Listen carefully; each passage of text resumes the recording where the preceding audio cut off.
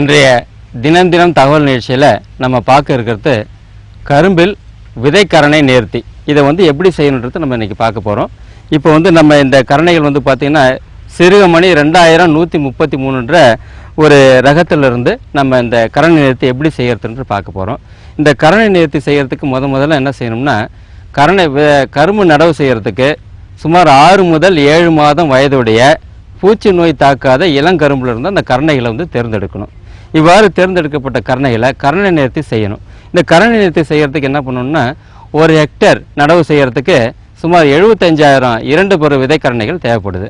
இந்த கரணைகளை நல்ல கரணைகளை தேர்வு செய்து சுமார் 250 லிட்டர் தண்ணீரில் 125 கிராம் கார்பன்டசிம் என்ற பூஞ்சன கொல்லி மருந்தை கலக்கணும். இந்த பூஞ்சன கொல்லி மருந்தை கலக்கின பிறகு 2.5 கிலோ யூரியாவை 250 லிட்டர் தண்ணீரில் கலக்கணும். அதற்கு அடுத்தபடியாக 1 கிலோ நீர்த்த சுண்ணாம்பை கலக்கணும். அதற்கு அடுத்தபடியாக 500 மில்லி மாலத்தேன் என்ற பூச்சிக்கொல்லி மருந்தை கலக்கணும். இவ்வாறு நன்றாக கலந்தக்கூடிய கலவையில் இந்த விதைக்கரணைகளை எடுத்து போட்டு 15 நிமிடம் ஊற வைத்து பிறகு எடுக்க வேண்டும். இவ்வாறு ஊற வச்சு எடுக்கக்கூடிய கரும்பில் பார்த்திங்கன்னா, இந்த கரணை நேர்த்தி சார்ந்த கரும்பில் பார்த்திங்கன்னா என்ன ஆகுன்னா, கரணை மூலம் பரவக்கூடிய கரணை அழுகல் நோய், அடுத்தபடியே செவ்வழுகல் நோய் பரவுற நோயத்தில் வெகுவாக இது கட்டுப்படுத்தப்படுகிறோம். இந்த பூஞ்சன கொல்லி மருந்து பெவிஸ்டின்ங்கிறது கட்டுப்படுத்திடும். அடுத்தபடியாக நம்ம மாலத்தியன்ற மருந்து, நம்ம பூச்சிக்கொல்லி மருந்து நம்ம அதில் கலந்துருக்கோம். அது என்ன செய்யணும்னா, பரு முளைச்சி வந்த பிறகு வரக்கூடிய இளம் பயிரில் தாக்கக்கூடிய செதில் பூச்சி மாவு பூச்சிகளை கட்டுப்படுத்திடும். அதற்கு அடுத்தபடியாக நம்ம பண்ணுறது நீர்த்த சுண்ணாம்பு. அது நம்ம கலந்துருக்கிறதுல என்ன ஆகுன்னா, அந்த பயிருக்கு வறட்சி காலத்தில் தண்ணி தட்டுப்பாடாக இருக்கிற சமயத்தில் வறட்சியை தாங்கி வளரக்கூடிய சக்தியை அந்த நீர்த்த சுண்ணாம்பு கொடுக்கும்.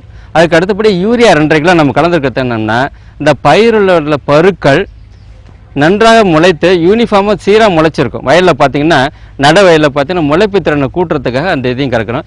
இத்தனையும் கறந்து அந்த கரைசலில் பார்க்குறப்ப நமக்கு பார்த்தீங்கன்னா பல நன்மைகள் இருக்குது. என்ன நன்மைகள் இருக்குதுன்னு பார்த்தீங்கன்னா, பூச்சியிலேருந்து கட்டுப்படுத்தலாம், தாக்குதலிருந்து நோய் தாக்குதலிருந்து கட்டுப்படுத்தலாம், வறட்சியிலிருந்து பயிரை காப்பாற்றலாம். அதற்கு அடுத்தபடியாக நம்ம என்ன பார்த்தோன்னா, இந்த பருக்கள் சீராக முளைச்சி வர்றதுக்கு ஏதுவாகுது. இந்த கரணை நேர்த்தி செய்கிறதுக்கு பார்த்தீங்கன்னா 1 ஹெக்டருக்கு பார்த்தீங்கன்னா செலவுன்னு பார்த்தீங்கன்னா ஒரு 500 ரூபாய் தான் ஆகும். இதனால் வரக்கூடிய லாபம் பார்த்தீங்கன்னா குறைஞ்சது 3 டன் கரும்பு நமக்கு லாபமாக கிடைக்கும், அதிக விளைச்சல் கிடைக்கும். எனவே இந்த கரும்பு நேர்த்தியை நம்ம கரணை நேர்த்தி செய்யணும். இந்த கரணை நேர்த்தி செய்யக்கூடிய கரணையில் பார்த்தீங்கன்னா பருக்கள் பாருங்கள் நல்லா திரட்சியாக இருக்கும். இந்த மாதிரி பருக்கள் தான் நல்லா முளைச்சி வரும். இந்த கரணையில் இருக்கக்கூடிய சோகைகள் இது இந்த பருக்களை மூடி இருக்கும். இந்த சோகைகளை நம்ம எடுத்துடணும். அப்படின்னா தான் பருக்கள் எளிதாக முளைச்சி வரும். அப்புறம் சில கரணைகள்லாம் பார்த்தீங்கன்னா பருக்களே இல்லை. இந்த பருக்களே இல்லாத கரணைகள்லாம் பார்த்தீங்கன்னா உயிர் இல்லாத உடல். அதனால் இந்த மாதிரி கரணைகள்லாம் எடுத்துட்டு இந்த மாதிரி திரட்சியான பருக்கள் கொண்ட கரணைகளை தேர்வு செய்து கரணை நேர்த்தி செய்வதால் பயிரை நோய் தாக்குதலிருந்து, குறிப்பாக செவ்வழுகல் நோய், கரணை அழுகல் நோயிலிருந்து பாதுகாக்கலாம், பூச்சி தாக்குதலிருந்து பாதுகாக்கலாம், வறட்சியிலிருந்து பயிரை மீட்டு செல்லலாம். பருக்கள் சீராக முளைக்கிறதுக்கு ஏதுவாக இருக்கும். எனவே வேளாண் பெருமக்கள் இந்த கரணை நேர்த்தி செய்கிறது மிகுந்த பலன் பெறும்படி கேட்டுக்கொள்கிறேன்.